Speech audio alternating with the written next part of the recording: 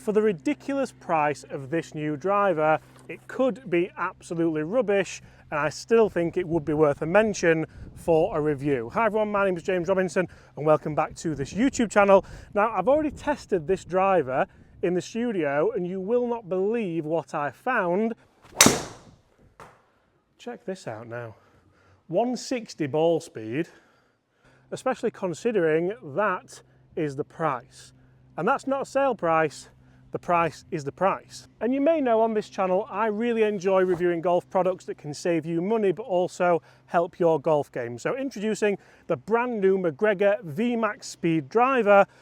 This is a funny one because I'm not a huge fan of the looks of this driver. I'll get out there now. It very much reminds me of the old Nike Victory Red range, 10.5 degree, and it doesn't look, I'll say it doesn't look overly premium. That looks like a loading bar actually, I've just thought of that. But they've taken a lot of really good ideas from a lot of really good golf clubs by the look of it and morphed them all into one very forgiving driver. By the way, did I mention this is ridiculously cheap? We're going to talk numbers in a second, but now let's hit it on the golf course, see how it performs in the elements. I actually quite like that loading bar at the back because it shows you just how much head size you've got to work with and fills you with a bit of confidence looking at the size of this head. The V on the face, don't know, not too sure about that. But if that's all I've got to worry about, realistically, it's quite toed in, so it's definitely for the golfer that potentially misses the ball to the right, a la derecha. Chris tells me that means to the right. Can we play some nice drives round this corner? Because sound and feel is important as well, so that's why I like testing them out on the course first. And that's literally the perfect drive. I daren't tell you where that ball came out of on this face. Probably because I'm about to show you. But that ball flight, it sounded a little bit tinny, a little bit almost thin. But then for the price, it's not going to sound like a Callaway AI Smoke Paradigm. It's not going to sound like a Stealth 2 or a QI10 or a PXG 0311 Tour, because you could buy about 4 of these for one of them. But when I look back at that ball flight and I look at how far that's gone down the fairway, look where that came out of. Like, really? That's the first shot I've hit outside with this driver, and that's what it's given me. It's given me a fairway. We'll decide how far it's gone when we get down there and have a proper look in the fairway, but can we hit a couple of fairways with this? I already know that numbers you're going to be very interested by, and I'm really interested by the price. I'm going to keep saying it. The price is absurd. Looking down it, I think you could get used to it. Same shot again, please. That's even better. That's fading back. That's like the Tiger line with a little bit of fade.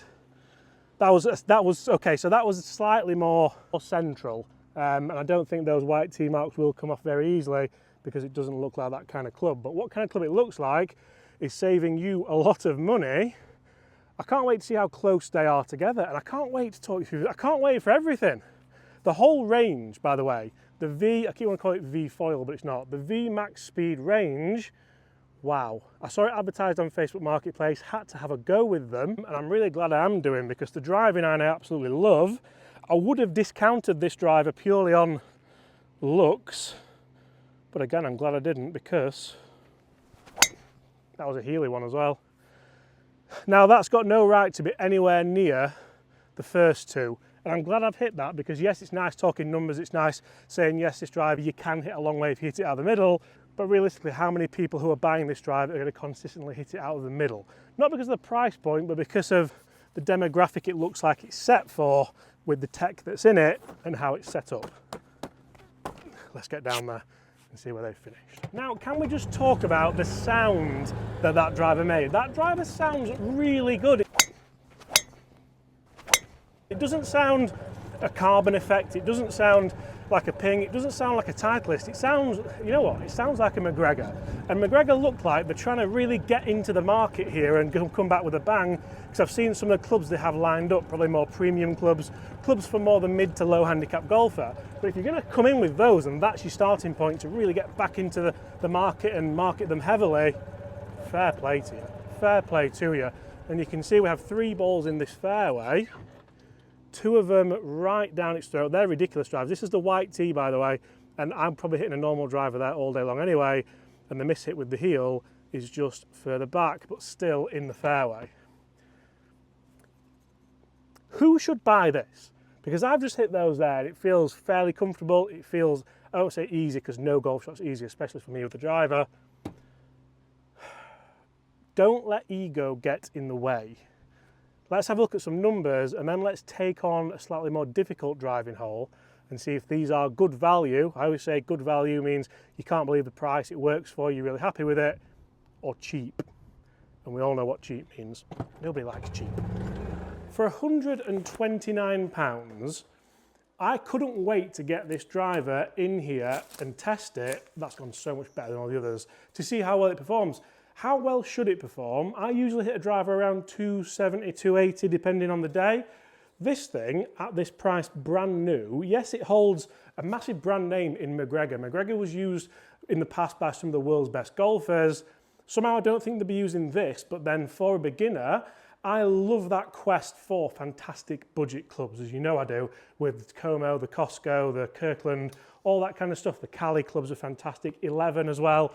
I take my hat off to them. So with this club, it's not in my specs, it's a regular flex shaft. And that went really well, but I've set it on 3-iron, not driver, you absolute moron. 300 yards, that one. And what we're trying not to do here is really set myself up too much for a failure. That one's going a little bit left, the shaft does feel a little bit soft, but it's carried 252, it's running up to 270 yards. Backspin was 2,400. Did I say that right? Yeah, anyway. But my bad shots do go left anyway. And that actually, like, I'm managing to, where's that going? That's 247, running up to 270 again. It's 10.5 degree, you don't get any adjustability, as we've spoken about outside, but I'm actually managing here just to kind of pat them down. I'm not trying to smash it into next week. I'm not trying to get 165 ball speed or anything silly like that. I'm just trying to put a swing, oh, that was a very bad swing. I'm just trying to put a swing on it that realistically, someone who will be looking at this driver would put it on it. Maybe a beginner golfer, somebody who doesn't want to spend a fortune on the golf clubs but wants something brand new, and we can all relate to that. Where did that go? Still 250. Still 250. Let's control that face a bit more. Check this out now.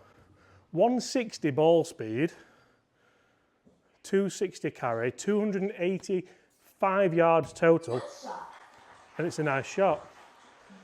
To compare this, I think, against anything twice or 3 times or 4 times its price probably wouldn't be fair, but you've seen there that if I put a pretty good relaxed golf swing on it, I could actually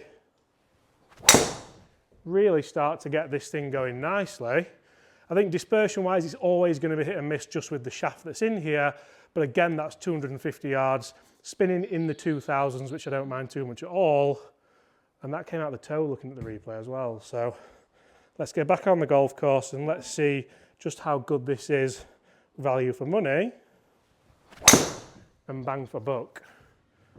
It feels really good actually. 278. Okay, so as a lot of you may know, and if you don't, you're about to find out, I absolutely despise this tee shot. Not because it's a horrible tee shot, because it is a god-awful, horrible tee shot into the wind with the water on the left and trees on the right and a dogleg to the right. I just don't like it. So attempting it with a golf club that costs this much might not only come across as a little bit daft, but that head, like the head cover's a little bit cheap and naff. I'm not going to lie to you, that's gone so far that way in the wind. Stop, stop. We might have lost the head cover, but it might come across as daft, but this is where I want to test this club and see just if it can work for me. Can we hit it into the wind without it ballooning up? I'm going to have to get that head cover, otherwise I won't have anything to put on. Head in the game, come on. We're going to try and play these a little bit lower than normal, although the first shots weren't bad. To say it's 10.5 degree regular, I feel like you can work them. This is a pressure situation. And that, it's not low, but it is a glorious ball flight.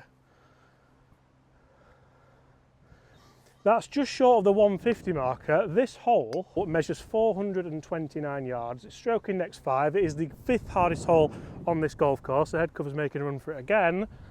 And we managed to hit it just, you can just see it there, just off the fairway, shy of the 150 marker. Probably about 180 in there, into the wind.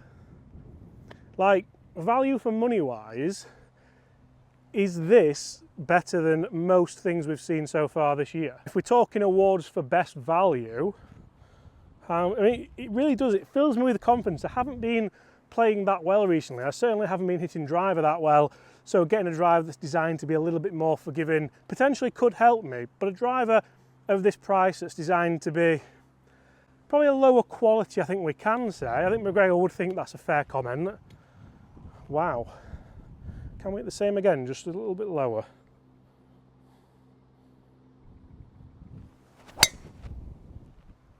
Keep fading back. It's not got a lot of movement on it, and I quite like that. Like, I'm aiming, that's like 10-15 short of the other one actually. That was a little bit higher spin, probably lower out the face, but I like that it's not moving massively in the air. I think it's probably doing what it's designed to do. I'm trying to play a bit of a fade there, and it's trying to hang on, it's trying to not move. Let's go straight down the middle this time. See if really test out that logic a little bit.